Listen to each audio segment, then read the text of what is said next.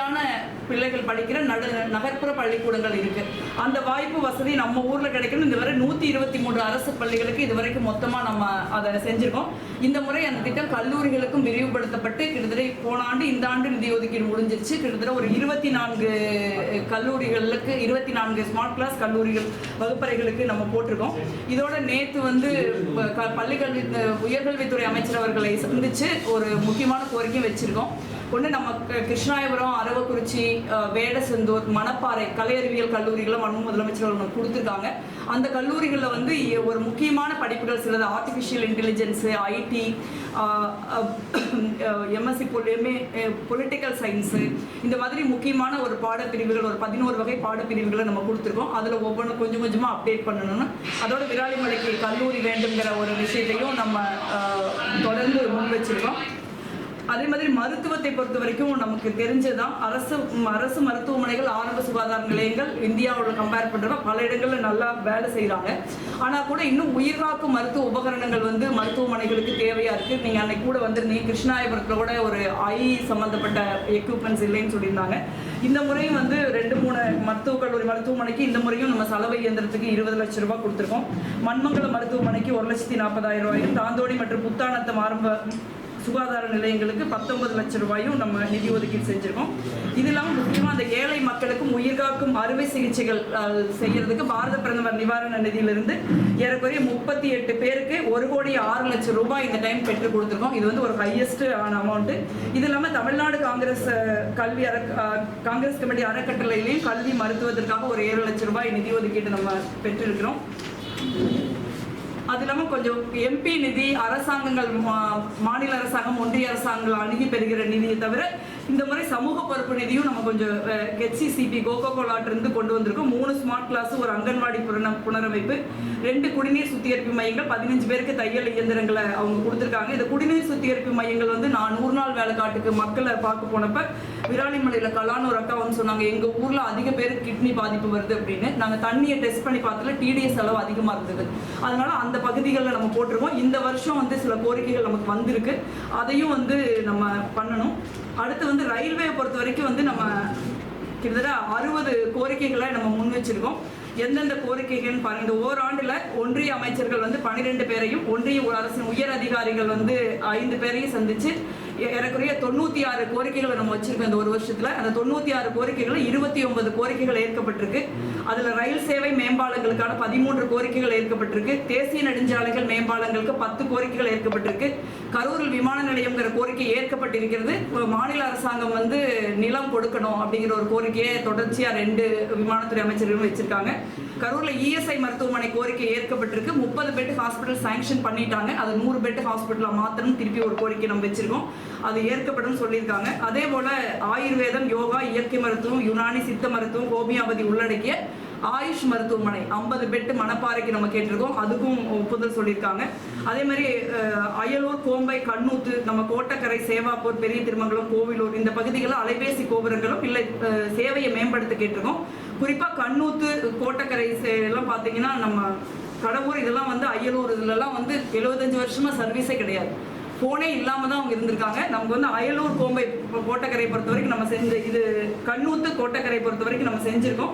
அயலூர் வந்து இந்த முறை கொடுக்கப்படும் சொல்லியிருக்காங்க. மாற்றுத்திறனாளிகள் மற்றும் முதியோர்களுக்கு உதவி உபகரணங்கள் வழங்கும் முகாம்களை எப்போவுமே அலின்கோ முகாமை தமிழ்நாட்டிலேயே ஜெயிச்சுடி நம்ம தான் முதல்ல நடத்துகிறோம். இந்த முறையும் நம்ம தான் முதல்ல நடத்தியிருக்கோம். 17 கேம்ப் நடத்தணும். அதில் 4 கேம்ப் நடத்தி முடிச்சிருக்கு.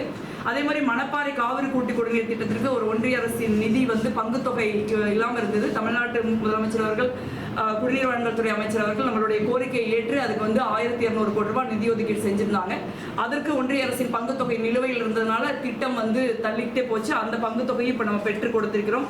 அதே போல கரூர்ல ஸ்மார்ட் சிட்டி திட்டம் வந்து அவுட்ரைட்டா வந்து கொடுக்க முடியாது அப்படின்னு ஒரு பதிலா எனக்கு கொடுத்துருக்காங்க நகர்ப்புற வளர்ச்சித்துறை அமைச்சகத்திலிருந்து. கிட்டத்தட்ட நம்ம ஒரு 5-6 கால போராட்டம் இருந்தாலும் நம்ம தொடர்ந்து அதுக்கு முயற்சி பண்ணுவோம். அதே மாதிரி கேந்திரிய வித்யாலயா பள்ளிகள் பொறுத்த வரைக்கும் கோரிக்கைகள் இப்போதைக்கு ஏற்கப்படலைன்னா கூட அதை கன்சிடர் பண்ணலாம். தமிழ்நாட்டு அரசாங்கத்திலிருந்து மாவட்ட ஆட்சித்தலைவருக்கு ப்ரொபோசல் வந்ததுனாலும் ஒன்றும் சொல்லியிருக்காங்க. அதே மாதிரி நம்ம சின்னதாராபுரத்தில் வந்து ஒழுங்குமுறை ஒழுங்குமுறை விற்பனை கூடம் அமைகிறதுக்கு ஒரு எஃபர்ட் நம்ம எடுத்திருக்கோம். அதுக்கு தமிழ்நாடு அரசு, ஒன்றிய அரசாங்கம் ரெண்டுமே நமக்கு ஹெல்ப் பண்ணியிருக்காங்க. நம்ம மக்கள் வந்து கரூர் மாவட்டத்தில் அரவக்குறிச்சி, பரமத்திலாம் வந்து கொப்பரை தேங்காய் கொண்டு வரணும், அவங்க நாமக்கல்ல கொண்டு போய் தான் விற்கிறாங்க. கரூர்ல வந்து கொப்பரை தேங்காய் விற்கிறதுக்கான இடம் இல்லாமல் இருந்தது. ஸோ அதை தான் நம்ம ஒழுங்குமுறை விற்பனை கூடமாவே இப்போ கொண்டு வந்திருக்கோம். அடுத்து நகாய் தேசிய நெடுஞ்சாலைகள் பொறுத்த வரைக்கும் உங்களுக்கு தெரிஞ்சதான் 2019 இருந்து 24 வரைக்கும் 232.67 கோடி மதிப்பிலான 13 பாலங்கள் நம்ம கொண்டு வந்திருக்கோம். மண்மங்கலம், செம்மடை, பெரிச்சிபாளையம் பிரிவு, பெரியார் வளைவு, தவிட்டுப்பாளையம், வேலாயுதம் பாளையம், வேடசந்தூர், கருக்காம்பட்டி, விராலிமலை, மேலக்குப்பச்சக்குடி, கொடும்பாலூர், மணப்பாறையில் சொரியம்பட்டி, கல்லுப்பட்டி, யாகபுரம், முக்கன் பாலம் ஆகிய பாலங்கள் வந்து பணி முடிவடைஞ்சிருச்சு, இல்லை முடிவடையும் தருவாயில் இருக்குது. இந்த ஆண்டு 3 வருஷமா நம்ம 3-4 வருஷமா பண்ணுனதான். பட் அதனோட தொடர்ச்சியா திருப்பி நடைபெறாத சில விஷயங்கள் இருக்கு. அதுக்கு இந்த ஆண்டு நம்ம ஒப்புதல் வாங்கியிருக்கோம். கிட்டத்தட்ட 10 பாலங்களுக்கு வந்து 278.58 கோடி ரூபாய்க்கு ஒப்புதல் கொடுக்கப்பட்டிருக்கிறது. எஸ்டிமேட்டும் போட்டு அனுப்பிச்சிட்டாங்க.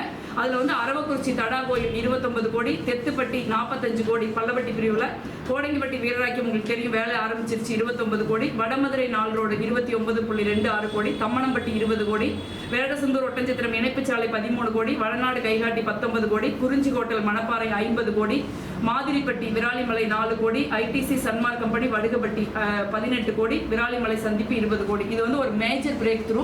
ஏன்னா நம்ம நாடாளுமன்ற உறுப்பினர் ஆகாதுக்கு முன்னே எல்லா இடங்கள்லையுமே கிட்டத்தட்ட வந்து 26 இடங்கள்ல வந்து நமக்கு பாலங்கள் தேவைப்பட்டிருக்கு. ஆனா நான் தேர்தல் நிற்கிறப்ப என் கவனத்துக்கு வந்தது 5 பாலம் தான் அப்ப சொன்னாங்க. இப்ப பார்த்தா ஏறக்குறைய இந்த இடங்கள் எல்லாம் வந்து 15 வருஷம் ஒரு 5000த்துக்கும் மேற்பட்டவர்கள் அடிபட்டு செத்துருக்காங்க. 5000ங்கிறது நம்பர் அல்ல, நம்ம குடும்பம் இருக்கிற மாதிரி அதுவும் ஒரு குடும்பம் தான். இது 15 வருஷமா நம்ம காட்டின, இதுக்கு முன்ன இருந்த நாடாளுமன்ற உறுப்பினர்கள் இங்க இருந்தவங்க காட்டின அலட்சியத்தினால இவ்வளவு இழப்பு ஏற்பட்டிருக்கு. அந்த இழப்பை இப்ப நம்ம தடுத்து நிறுத்தியிருக்கோம். இன்னும் 3 இடங்கள்ல நமக்கு அமைக்க வேண்டியிருக்கு. கல்லாமேடு, லஞ்சமேடு, அதிகாரம், துவரங்குறிச்சி, ரவுண்டானா, இந்த 3 இடங்கள்ல அமைக்க வேண்டியிருக்கு. இந்த 3 இடங்கள்ல மீண்டும் மறு ஆய்வு செய்யறதுக்காக அதிகாரிகள் போயிட்டு வந்துட்டு இருக்காங்க. இந்த பாலத்தை பொறுத்த வரைக்கும் நீங்க உங்களுக்கு எல்லாம் தெரிஞ்சதா, இப்ப நான் மொத்தமா ஒரு ஃபைலை எடுத்துக்கணும். இது ஃபுல்லாமே வந்து இதுக்குள்ள இருக்கிற 2 ஃபைலில் மொத்தமாகவே எல்லாம் நகாய் தான் இருக்குது. முக்கியமாக இருக்கிற 2 ஃபைலில் அவ்வளவு வேலைகளை வந்து நம்ம செஞ்சுருக்கோம். நகாயை பொறுத்த வரைக்கும் இது எல்லாமே நகாய் தான். இவ்வளவு பணிகள் வந்திருக்கு. இப்போ நான் உங்களுக்கு ப்ரெஸ் மீட் முடிஞ்ச உடனே காட்டுறேன். இது வந்து எவ்வளவோ பேர் பொய் கிளைம் பண்ணுறாங்க, அது எவ்வளோ பொய்ன்னு இப்போ உங்களுக்கு தெரியும். கிளைமை விட வந்து நமக்கு லைஃப் போகாது, யாரும் இறக்க மாட்டாங்கிறத நான் முக்கியமாக பார்க்குறேன். அதே போல் வந்து ரயில்வேயை பொறுத்த வரைக்கும் நம்ம முக்கியமான சில முயற்சிகளை செஞ்சுருக்கோம் கடந்த முறையும். அதில் தான் கரூர் மற்றும் மணப்பாறை ரயில்வே ஸ்டேஷனுக்கான தரம் உயர்த்தல் நமக்கு வந்தது. இங்கே டெமோ ரயில் கரூரில் 25 வருஷமாக வந்து கரூர் டு திருச்சி, கரூர் டு சேலம் இந்த ட்ரெயின் டெமோ ட்ரெயினில் வந்து டாய்லெட்டே இல்லாமல் தான் இவ்வளோ வருஷமாக அது ஓடிட்டு இருக்குது. நம்மளும் கடந்த முறை 5 வருஷம் எம்பியாக இருந்திருக்கோம். அது எப்படியும் நம்ம கவனத்துக்கு வரலை. இந்த முறை ஒருத்தர் வந்து ஒரு தம்பி பரணிங்கிற ஒரு தம்பி வாட்ஸ்அப் போட்டார், எனக்கு இந்த மாதிரி பிரச்சனையாக இருக்குது. நாங்கள் உடனே போய் நவம்பரில் போய் பார்த்து ரயில்வே போர்டு சேர்மன்ட்ட சொன்னோம். உடனடியாக அடுத்த செஷனுக்குள்ளே அவர் மாற்றணும்னு சொன்னார். அதேமாதிரி நம்ம அடுத்த செஷன் பிப்ரவரி போகிறதுக்குள்ளேயே நமக்கு மாற்றி கொடுத்துட்டாங்க. அதே போல் மதுரை பெங்களூர் வந்தே பாரத் எக்ஸ்பிரஸ் ரயில் கரூர் நிற்காதுங்கிற தகவலை நீங்கள் தான் ஊடகம் தான் எனக்கு முதல்ல கொண்டு வந்தீங்க. அதற்கு நம்ம முயற்சி எடுத்து இப்போ அதுவும் நின்று செல்கிறது. அதுக்கு இல்லாமல் மயிலாடுதுறை செங்கோட்டை எக்ஸ்பிரஸ் வந்து வடமதுரை ரயில் நிலையத்தில் நிற்காமல் இருந்தது. அதே மாதிரி விழுப்புரம் மதுரை எக்ஸ்பிரஸ் வடமதுரை ரயில் நிலையத்தில் நிற்காமல் இருக்கு. மங்களூர் அதே மாதிரி தாம்பரம் நாகர்கோயில் அந்தியோதய எக்ஸ்பிரஸ் மணப்பாறை ரயில் நிலையத்தில் நிற்கல. அதே மாதிரி சென்னை எழும்பூர் மதுரை பாண்டியன் எக்ஸ்பிரஸும் மணப்பாறை ரயில் நிலையத்தில் நிற்கல. 2 ட்ரெயின் ஏற்கனவே நிற்குது, மிச்ச 2 ட்ரெயின் நின்று போகல உறுதியை கொடுத்துருக்காங்க. அதே போல் மேங்களூர் சென்னை எக்ஸ்பிரஸ்ல செகண்ட் ஏசி இல்லாமல் இருந்துச்சு. இப்போ அந்த செகண்ட் ஏசி கொடுக்கறதுக்கும் இப்போ ஒப்புதல் கொடுத்துருக்காங்க. அதே போல் ராலாப்பேட்டை ரயில் நிலையத்தில் சுரங்கப்பாதை மேற்கூரை அமைக்கல் முடிஞ்சிருச்சு. அதே மாதிரி முக்கியமான நம்ம தொகுதியை பொறுத்த வரைக்கும் 4 ரயில்வே மேம்பாலங்கள் இருக்கு. ஒன்று நொய்யல் வேலாயுதம்பாளையம், புன்னஞ்சத்திரம் டிஎன்பிஎல், அடுத்து வீரராக்கியம், மரபாபாளையம் காந்தி நகர். அதுவும் வந்து இப்போ ஏற்றுக்கொள்ளப்பட்டிருக்கிறது அந்த முயற்சியும். அதே மாதிரி நாடாளுமன்ற செயல்பாடுகள்ல நாடாளுமன்றத்தை பொறுத்த வரைக்கும் நான் நாடாளுமன்ற நிலைக்குழு உறுப்பினராக பாதுகாப்புத்துறை டிஃபென்ஸ் கமிட்டியில் இருக்கேன். அதே மாதிரி நாடாளுமன்ற ஆலோசனை குழு உறுப்பினராக விவசாயத்துறையில் இருக்கேன். என்னோட வருகை பதிவு இந்த வருஷம் வந்து 96%. நான் 27 விவாதங்களில் பங்கெடுத்திருக்கேன். 279 கேள்விகளை கேட்டிருக்கேன். அதில் 72 கேள்வி தேர்ந்தெடுத்திருக்காங்க. நம்ம போடுற கேள்விகளை பேலட் போட்டு தான் கொஸ்டின்ஸ்க்கு வந்து ஆன்சர் வரும். இதில் தேசிய சராசரி மாநில சராசரின்னு குறிப்பிட்டிருக்காங்க. என்னுடைய வருகை பதிவு வந்து 96%. ஆனால் தேசிய சராசரி 87%, மாநில சராசரி 86%. விவாதங்களில் என்னோட 27, அதே மாதிரி தேசிய சராசரி 11.8, மாநில சராசரி 17.9. அதே மாதிரி கேள்விகளில் என்னோடது 72, தேசிய சராசரி 47, மாநில சராசரி 57. ஒரு கரூர் நாடாளுமன்ற உறுப்பினராக ஒரு தேசிய சராசரி மாநில சராசரியை விட நம்ம நாடாளுமன்ற உறுப்பினரோட சராசரி அதிகமாக இருக்குங்கிற ஒரு மகிழ்ச்சியான செய்தியை நான் சொல்கிறேன். இதனால ஒரு நம்ம இது எனக்கான ஒரு தனிப்பட்ட முறையில் பெருமைங்கிறதோட கரூர் நாடாளுமன்ற உறுப்பினருக்கு ஒரு பெருமைன்னு நினைக்கிறேன். அதே போல் நம்ம முக்கியமாக வந்து நன்றி அறிவிப்பு கூட்டங்களில் நம்ம சொல்கிறோம். ஏன் அதை சொல்ல வேண்டி இருக்குது அப்படின்னா, ஒவ்வொரு முறையும் இந்த மாதிரி பொய் தகவல்கள் வந்து பரப்பப்படுது தேர்தலை ஒட்டி. இந்த முறை நீங்கள் பார்த்தீங்கன்னா கரூர் நாடாளுமன்ற தொகுதிக்கு உட்பட்ட 6 சட்டமன்ற தொகுதி, 15 ஊராட்சி ஒன்றியங்கள், 1 நகராட்சி, 3 மாநகராட்சி, 3 நகராட்சிகள், 13 பேரூராட்சிகள், 275 ஊராட்சிகள், 524 கிராமங்களுக்கு நம்ம நன்றி மட்டும் சொல்லியிருக்கோம்.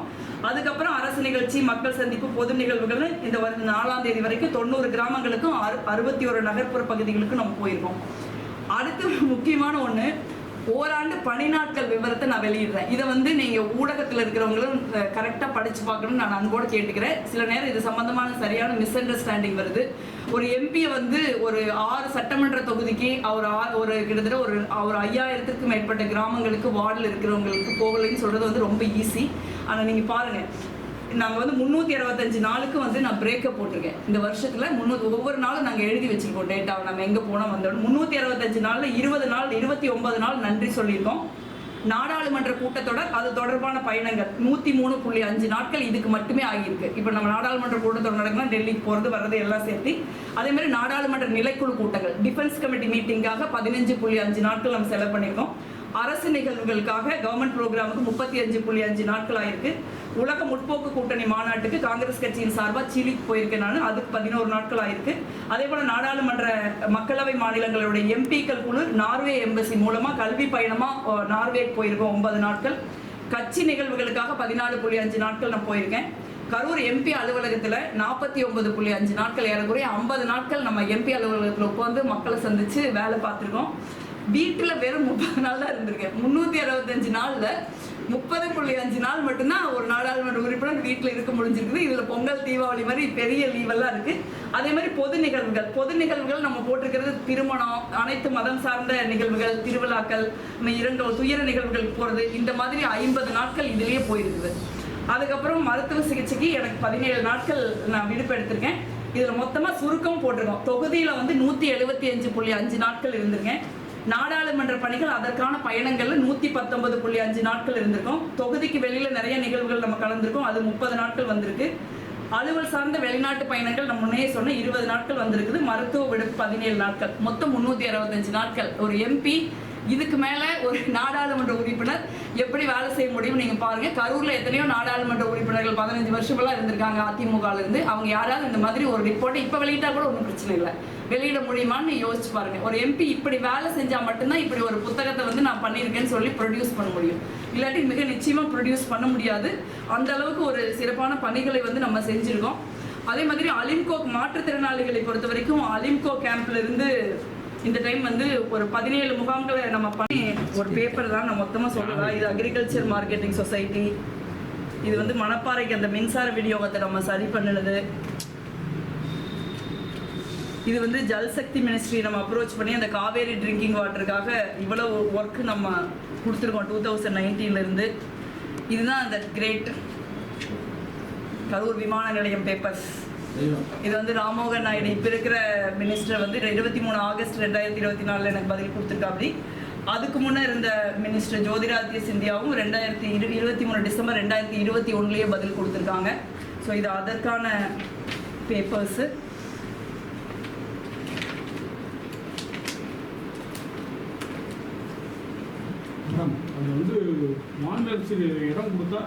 இடம் கொடுக்கணும். அவங்க என்ன உதான் திட்டத்தை பொறுத்த வரைக்கும் அதான் உதானே, அதான் மாநில அரசாங்கம் இடம் கொடுக்கணும், அவங்க இன்வெஸ்ட் பண்ணிக்குவாங்க. அப்படிதான் இப்போ நிறையவே 50-50 பார்ட்னர்ஷிப் தான். இப்போ ட்ரிங்கிங் வாட்டருக்கு பார்த்தீங்கன்னா நம்ம 60 அவங்க 40.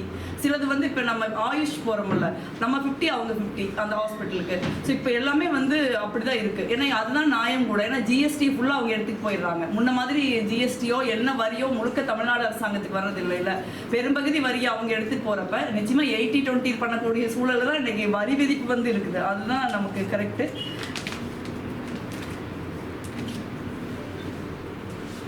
வந்து ஜென்ரல் இஷ்யூஸ். இதுதான் அந்த 4G வந்து நமக்கு கண்ணூத்துக்கு நம்ம கொண்டு வந்தப்ப அதனோட இது கொடுத்துருக்காங்க. அதுக்கப்புறம் இப்போ அந்த வயலூருக்கு அவங்க கொடுக்குறோம்னு நமக்கு கொடுத்துருக்கிற லெட்டர் அது. இது வந்து ஸ்மார்ட் சிட்டி இல்லைன்னு வந்த லெட்ரு, நமக்கு ஸ்மார்ட் சிட்டி கொடுக்க முடியாதுங்கிற மாதிரி ஒரு பதில் அவங்க கொடுத்துருக்காங்க. காரணம் தான் நீங்கள் முடிஞ்சிருச்சு ஸ்மார்ட் சிட்டி ப்ராசஸ்ஸு அப்படின்னு சொல்லியிருக்காங்க. நாங்கள் தானே உங்களுக்கு அப்லோட் பண்ணுறேன்.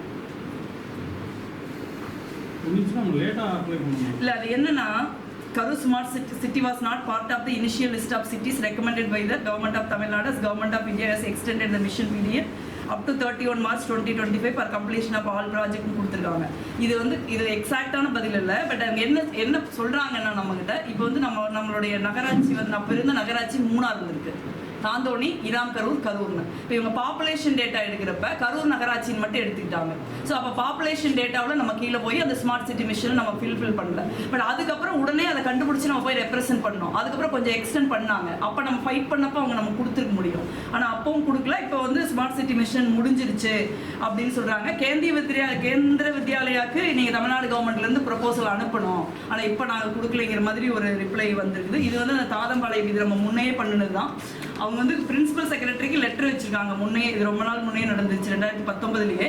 லேக்கை வந்து நீங்கள் வந்து பண்ணுறது இல்லை, அதை மராமத்து பண்ணுறதுல எங்களுக்கு வந்து எந்த ஆட்சேபனையும் இல்லை அப்படின்னு ஃபாரஸ்ட் டிபார்ட்மெண்ட்லேருந்து வச்சிருக்காங்க லெட்டர். இது ரொம்ப நாளுமா நம்ம ஃபாலோ பண்ணிக்கிட்டும் இருக்கோம். இது கேம்ப்ஸு. மேடம் கேந்திர கரூர் வருமா? அதான் முயற்சி பண்ணலாம். இப்போ என்ன சொல்கிறாங்கன்னா, இப்போ நான் திருப்பி போய் அமைச்சரை பார்த்தேன். அப்போ பார்க்குறப்ப நீங்கள் மாவட்ட ஆட்சித்தலைவர்கள்கிட்ட இருந்து ஒரு ப்ரப்போசல் வச்சு தமிழ்நாடு அரசாங்கத்தின் மூலமாக எங்களுக்கு வாங்க, நாங்கள் முயற்சி பண்ணுறோம் அப்படின்னு சொல்கிறாங்க. பட் ஆனால் கான்கிரீட்டாக நாங்கள் பண்ணுவோம் அப்படிங்கிற ஒரு மற்றதுக்கெல்லாம் எழுதி கொடுக்குறாங்கல்ல, அந்த மாதிரி ஒரு சூழல் இல்லை. அதேமாதிரி இஎஸ்ஐ டிஸ்பென்சரிக்கு வந்து நமக்கு கரூர் பொறுத்த வரைக்கும் அந்த 30 பெட்டு கொடுத்துட்டாங்க. சில நேரத்தில் மாநில அரசு வந்து கேந்திர வித்யாலயா அந்த பள்ளிகள் விரும்புறதில்ல. இல்லை, மாநில அரசாங்கம் வந்து கேந்திர வித்யாலயா பள்ளியை ஒன்றும் சொல்கிறது இல்லை. பட் அவங்க வந்து இல்லை கேந்திர வித்யாலயா இருக்குது. ஏன்னா கேந்திர வித்யாலயாவே மாநில அரசாங்கம் ஏன் சொல்கிறது இல்லைன்னா, நீங்கள் வந்து வேறு மாநிலத்தை சேர்ந்தவர்கள் நம்ம மாநிலத்தில் வேலை செய்கிறப்ப, இல்லை ஒரு மாவட்டத்திலேருந்து ஒரு மாவட்டத்தில் ஒன்றிய அரசாங்கத்தினுடைய பணியாளர்கள் அலுவலர்கள் மாறுறப்ப அதுங்க மாறித்தான் ஆகணும். அப்போ அதுக்கான ஒரு பள்ளிக்கூடம் வேணுங்கிறது தான் கேந்திர வித்யாலயா, அதனோட அடிப்படையில் தான் இருக்குது. பட் அந்த நாம்ஸை தாண்டி நம்ம எல்லாரும் அதில் சீட்டு கேட்குறோம்.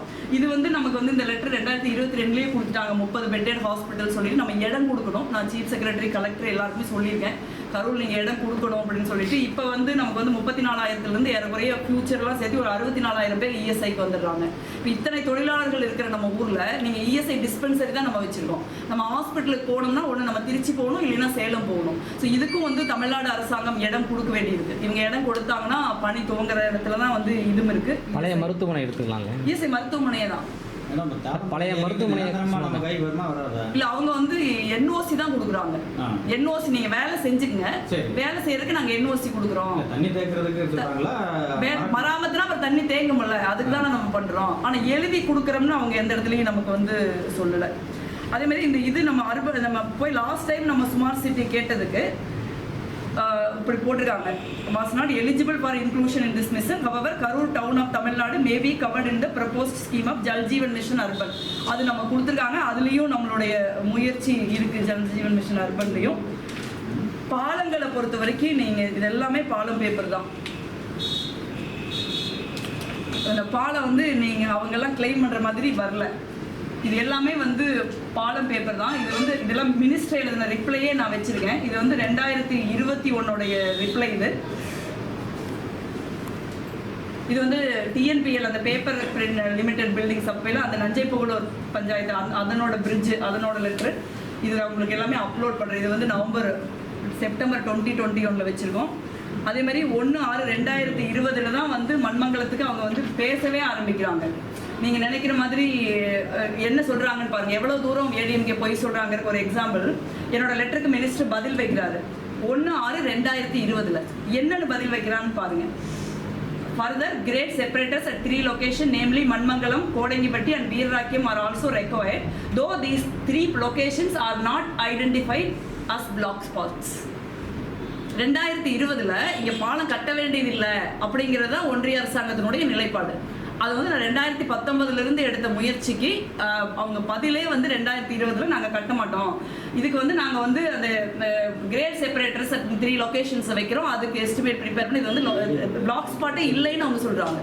அதுக்கப்புறம் நம்ம வந்து பிளாக் ஸ்பாட்னு அதை நிரூபித்தோம். அதே மாதிரி construction of over bridges as Kodumbalur village near Viralimalai, the site study reveals that grade separator structure is not required at this location. However, the median opening at this location has been upgraded with minor intersection and all safety arrangements have been provided as per the requirement of district administration.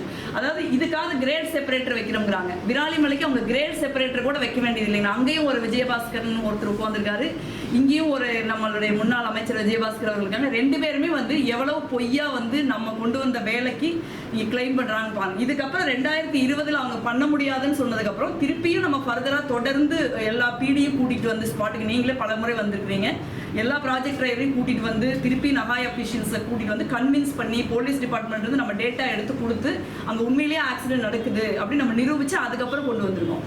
ஆனால் வந்து நீங்கள் 2020 கொடுக்க மாட்டோம்னு சொன்ன ஒரு வேலைக்கு 2019 முன்னே இருந்தவங்க வந்து கிளைம் பண்ணுறது எப்படி சரியாக இருக்கும்? இது எல்லாமே அது சம்மந்தப்பட்ட பேப்பர் தான் நான் அப்லோட் பண்ணுறேன். கோடங்கிப்பட்டி வீரராக்கியம், வடமதுரை, விராலிமலை மணப்பாறை கான்ஸ்டுவன்சிஸ் நம்ம நிதி ஒதுக்கீடு செஞ்சுருக்கோம். அது தொலைத்தொடர்பு நான் உங்களுக்கு ஏற்கனவே சொல்லிட்டேன். வெளிநாட்டு பயணங்கள் நம்ம சொல்லுவோம். முதியோர் நலனை பொறுத்த வரைக்கும் இந்த டைம் நம்ம 2 புதிய முயற்சிகளை ஆரம்பிச்சிருக்கோம். பொதுவாக அலிம்கோல இருந்து வந்து நம்ம மாற்றுத்திறனாளிகள் கேம்ப் தான் நடத்துவோம். இந்த முறை வந்து முதியோர்களுக்கான கேம்ப் நடத்தலாம்னு சொல்லி 22 முகாம்கள் நடத்துவதற்கு சாங்ஷன் ஆகிருக்குது. நமக்கு இந்த மாதம் 3rd வீக்லேருந்து நடத்தலான் இருக்கோம். அதேமாதிரி ஒரு புதிய நிகழ்ச்சி உங்களுக்கு தெரியும், கரூர் நாடாளுமன்ற அலுவலகத்திலிருந்து தொடங்கியிருக்கோம். சாமிநாதன் ஹெல்ப் பண்ணுறா. அப்படி அது வந்து கிட்டத்தட்ட ஒவ்வொரு பிளாக்காக போய் அரவிந்த் கண் மருத்துவமனை மாவட்ட பார்வை இழப்பு தடுப்பு சங்கத்தோடு சேர்ந்து நம்ம முகாம்கள் நடத்துகிறோம். அந்த முகாம்களில் பார்த்தீங்கன்னா 139 நபர்களுக்கு இது வரைக்கும் கண் பரிசோதனை செஞ்சுருக்கு, கண்ணாடி போட்டிருக்கோம். 34 நபர்களுக்கு இலவச கண்ணறுவை சிகிச்சை செய்யப்பட்டிருக்கு. இதில் ரொம்ப முக்கியமான விஷயம் என்னன்னா, நம்ம அந்த கேம்பில் போய் பார்த்தா நமக்கு ரொம்ப மனசே கஷ்டமாக இருக்கிற மாதிரி இருக்குது. நம்ம நிறைய ஃபெசிலிட்டிஸ் இருக்குது, எல்லாமே இருந்தால் கூட முதியோர்கள் வந்து அந்த இடத்த கண்டுபிடிச்சி தடுமாறி வந்து யார் ஹெல்ப் இல்லாமல் கண் நிறைய பேர் வந்து நம்ம கண் பார்வை இன்னும் 1 மாதம் விட்டால் போயிருங்கிற சூழல் இருந்தெல்லாம் நம்ம அதை மீட்டெடுத்திருக்கோம். இந்த பணியை வந்து நம்ம தொடர்ந்து செய்யலான் இருக்கோம். தொடர்ச்சியாக கேம்ப் நாடாளுமன்ற தொகுதி முழுக்க ஃப்ரீக்வெண்ட்டாக நடக்கும். அதுக்கு நீங்கள் உங்களுடைய ஒத்துழைப்பை தரணும்னு நான் கேட்டுக்கிறேன். அதே மாதிரி எம்பி அலுவலக செயல்பாடுகள், இந்த ஓராண்டில் எம்பி அலுவலகத்தை நேரிலும் அலைபேசி வாயிலாகவும் 6025 பேர் ஆக்சஸ் பண்ணியிருக்காங்க. அவங்களுக்கு வந்து பரிந்துரை கடிதங்கள், மருத்துவ உதவி, அரசு அலுவலக ஒருங்கிணைப்பு உள்ளிட்ட சேவைகள் வந்து 2246 பேருக்கு நாங்கள் கொடுத்துருக்கோம். ஒரு எம்பி அலுவலகங்கிறது ஒரு பெருசாக இது வரைக்கும் எம்பிக்கு அலுவலகமே இல்லாத சூழல் தான். நான் எம்பி ஆகாததுக்கு முன்ன வரைக்கும் ஏடிஎம்கே பீரியல் இருந்தது. ஆனால் இன்னைக்கு எம்பி அலுவலகம் சிறப்பாக செயல்பட்டு இருக்குதுங்கிறது எனக்கும் மகிழ்ச்சி தான். ஏன்னா அலுவலகத்தில் வேற பேர் வேலை செய்கிறாங்க. அடுத்து வந்து இந்த 4 வருஷத்துக்கு ஒரு 4 பணியில் முக்கியமாக கவனம் செலுத்தலாம்னு இருக்கேன். அது நம்ம ஏற்கனவே செஞ்சுக்கிட்டு இருக்கிற பணியும் தான். அனைத்து அரசு பள்ளிகள் மற்றும் கல்லூரிகளில் கற்பிக்கும் முறையை நவீனமாக்கல். இப்போ 123 ஸ்கூல் தான் நம்ம ரீச் பண்ணியிருக்கோம். கவர்மெண்ட் ஆஃப் தமிழ்நாடு வந்து கிட்டத்தட்ட ஒரு ஆரம்ப பள்ளிக்கூடங்கள் எல்லாம் போட்டாங்க. கரூர் மாவட்டத்தை பொறுத்த வரைக்கும் ஹை ஸ்கூல், ஹையர் செகண்டரி ஸ்கூலில் வந்து ஒரு பள்ளிக்கு ஒரு ஸ்மார்ட் கிளாஸாவது இந்த வருஷம் ஃபண்டோடு நம்ம கொடுத்துருக்கோம். மிச்சம் இருக்கிற மாவட்டங்களுக்கு நம்ம கொடுக்க வேண்டியிருக்கு. அதே மாதிரி அனைத்து அரசு மருத்துவமனைகளும் உயிர்காக்கும் மருத்துவ உபகரணங்கள் இருப்பதை உறுதி செய்யணும்னு ஒரு நிலைப்பாட்டை எடுத்திருக்கோம். அதுக்கு இந்த டைம் எம்பி லேடில் கொடுத்துருக்கு. இந்த டைம் சிஎஸ்ஆரும் போய் பார்க்கலாம் அப்படின்னு நம்ம நினைக்கிறோம். ஏன்னா டிஜிட்டல் எக்ஸ்ரே, மல்டிபேரா மானிட்டர், இந்த மாதிரி அடிப்படையான தேவைகள்லாம் கூட ஆரம்ப சுகாதார நிலையத்திலேயே இருந்தால் நல்லது. ஏன்னா இந்த முறை தமிழ்நாடு அரசாங்கம் பொறுப்பேற்றதுக்கு அப்புறம் பாம்பு கடி மருந்து கூட ஆரம்ப சுகாதார நிலையத்தில் வச்சிருக்காங்க. அதனால ஆரம்ப சுகாதார நிலையங்களையும் எவ்வளவு ஒருங்கிணைக்கிறதுங்கிற முயற்சி நம்ம எடுத்திருக்கோம். அதே மாதிரி திறன் மேம்பாடு மற்றும் வேலை வாய்ப்பு, இந்த முறை வந்து நீங்கள் எப்பவுமே எனக்கு கேட்டுகிட்டே இருப்பீங்க. நம்ம போன தேர்தலில் நம்ம அதை சொன்னோம். ஆனால் இந்த முறை அதற்கான பணிகளை நம்ம ஆரம்பிச்சிருக்கோம். இந்த முறை வந்து 40 லட்சம் ரூபாய் ஒரு 3 இடங்களில் வந்து நம்ம திறன் மேம்பாடு இதுக்காக பண்ணியிருக்கோம். அதில் வந்து மணப்பாறை, விராலிமலை, குஜிலியம்பாறை, துவரங்குறிச்சி, நல்லூரான்பட்டி இந்த இடங்களில் 1,30,30,00,000 ரூபாய் வந்து நாடாளுமன்ற உறுப்பினர் நிதியிலிருந்து கொடுக்கப்பட்டிருக்குது. இந்த ஆண்டு நம்ம நிதி ஒதுக்கீடு நடந்ததுனால ஒரு சட்டமன்ற தொகுதிக்கு ஒரு திறன் மேம்பாட்டு மையம் அப்படின்னு கணக்கு வச்சு 6 சட்டமன்ற தொகுதிக்குமே ஒரு இடத்துக்கு நிதி ஒதுக்கீடு முடிஞ்சிருச்சு. இதனோட அடிப்படை என்னன்னா, நிறைய பேர் படிக்கிறாங்க, சாதாரண நம்மள மாதிரி குடும்பத்தை சேர்ந்த பசங்க பிள்ளைங்க படிக்கிறாங்க. வேலை வாய்ப்பு நிச்சயமா குறைஞ்சிருக்கு நாட்டில். இந்த பாஜக அரசாங்கத்தில் நான் இல்லைன்னு சொல்ல, ஆனால் இந்த இருக்கிற வேலை வாய்ப்புகளை நம்ம எப்படி அடையிறதுன்னு நம்ம யோசிக்கணும். அதுக்கு வந்து திறன் மேம்பாடு வேலைவாய்ப்பு மையம் ஒரு இடத்துல இருந்தால் தான் அவங்க அங்கே போய் உட்காந்து படிக்கலாம். இல்லை சில பேரை கூட்டி வந்து நம்ம கேம்ப் நடத்தலாம். அந்த மாதிரி நிறைய தனியார் அமைப்புகள் வந்து இந்த முறை நிறைய வேலைவாய்ப்பு கொடுக்கறதுல திறன் மேம்பாட்டில் ஈடுபட்டிருக்காங்க. அவங்களோட நம்ம பேசியிருக்கோம். அதனால அதற்கான ஒரு பெரிய முயற்சியை நம்ம எடுத்திருக்கோம். நிதி ஒதுக்கீடு நடந்திருக்கு. என்னை பொறுத்த வரைக்கும் ஒரு வருஷம் வந்து அந்த திறன் மேம்பாட்டு வேலைவாய்ப்பு மையங்கள்ல இருந்து 6 மையங்கள்லையும் 5000 பேராவது ஒரு கிராஸ் பண்ணி போவாங்க அப்படிங்கிற நம்பிக்கை எனக்கு இருக்கு. அது வந்து ஒரு ஹியூஜ் நம்பர். அது நமக்கு எல்லாருக்கும் ஹெல்ப் பண்ணும். நம்ம பசங்க பிள்ளைங்களோட அதுக்கு போகலாம். அதே மாதிரி அனைத்து அரசு சொல்லிட்டு பெண்கள் மத்தியில் மாதவிடாய் சுகாதாரம் மற்றும் புற்றுநோய் குறித்து விழிப்புணர்வு ஏற்படுத்துவது அதை நம்ம செஞ்சிருக்கோம். போன 5 வருஷத்துல வந்து கிட்டத்தட்ட 1,00,000 பெண்களை நான் நேரில் சந்திச்சு இந்த விழிப்புணர்வு ஏற்படுத்தியிருக்கோம். இந்த முறை வந்து அவங்களுக்கு நிறைய பேருக்கு வந்து குடும்ப சூழல் பொருளாதார சூழல் காரணமா நாப்கின் வாங்கி வைக்க முடியாத சூழல் இருக்கு.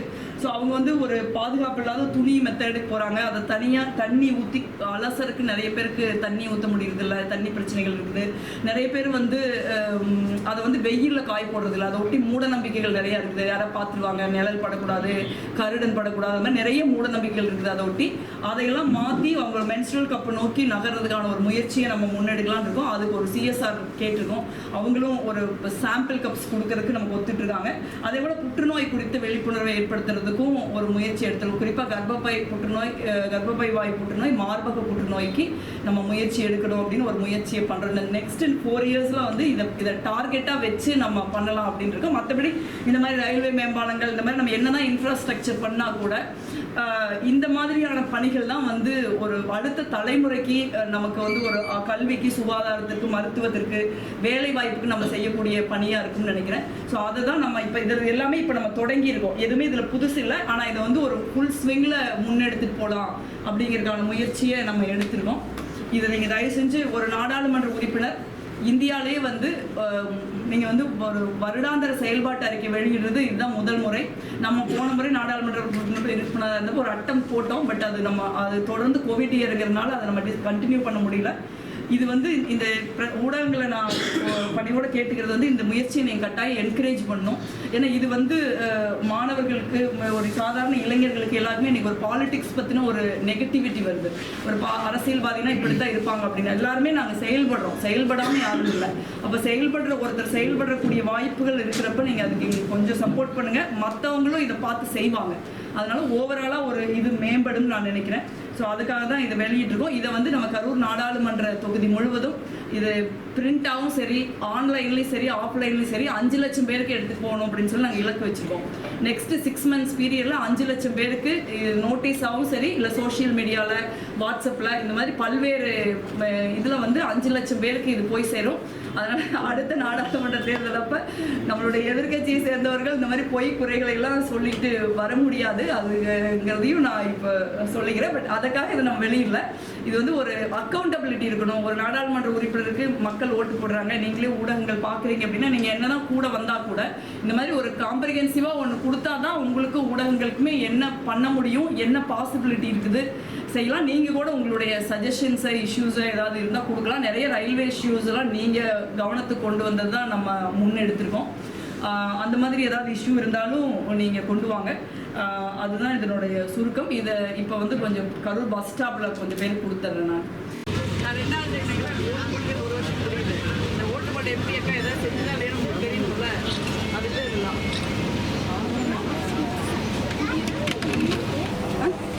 திருமணம் என்னது இது படிச்சு பாரு. என்ன தெரியுதான்னு வீட்டில் கூட கொடுங்க. என்ன சொல்லி தருவீங்க? ஆமாம், நீங்கள் எனக்கு 2வது வந்தாங்க.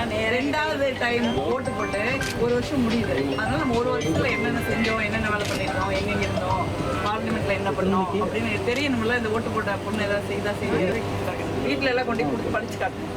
கீழே போட்டு போயிருக்கூடாது. சரி, அதில் பின்னாடி ஆஃபீஸ் நம்பர் இருக்கும். அதில் ஏதாவது ஹெல்ப்னாலும் நீங்கள் கூப்பிடுங்க, அதை வச்சுக்கங்க. அதே நம்பர் தான் நம்ம மாற்ற மாட்டோம். வாட்ஸ்அப் சேனல் நீங்கள் கொடுக்கலாமா?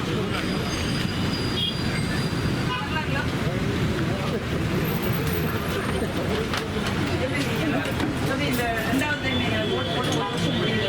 அதில் 1 வருஷத்தோட ரிப்போர்ட் கார்டு படிச்சு பாருங்க. எம்பி ஏதாவது செஞ்சதை செய்யறது தெரியும் போல. எந்த ஊர்? என்ன ஊரு? அது அங்க வந்து வேலை செஞ்சோரா ஃபர்ஸ்ட் நம்ம தொகுதியே நிக்கிறீங்களே விராலி